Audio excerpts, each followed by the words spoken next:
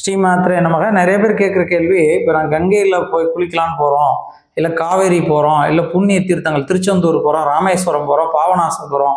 அப்போ போகும்போது எங்களுக்கு உடல்நிலை சரியில்லாமல் போயிடுது, இல்லை உடம்புல ஏதாவது பிரச்சனை இருக்குது, சில நேரம் எனக்கு ஒத்துக்கிடாது, இப்போ குளிர் எனக்கு ஆகாது உடம்புக்கு, இல்லை ஜலதோஷம் பிடிச்சிடும், சளி பிடிச்சிடும், தலைவலி வந்துடும் அப்படின்னு சில பேர் சொல்லுவாங்க.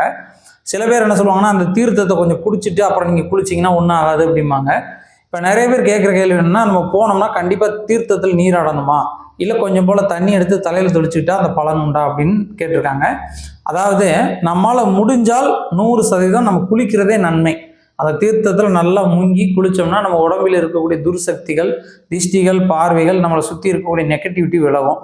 முடியாத பட்சத்துக்கு எனக்கு உடம்பு சரியில்லை, இல்லை காலில் அடிபட்டிருக்கு, கையில் அடிபட்டிருக்கு, கெட்டு போட்டிருக்கோம், நனையக்கூடாது, இந்த மாதிரி இருந்தால் தொளிச்சுக்கலாம், தவறு இல்லை. இந்த வீடியோ பிடிச்சிருந்தா மறக்காமல் லைக் பண்ணுங்கள். நன்றி.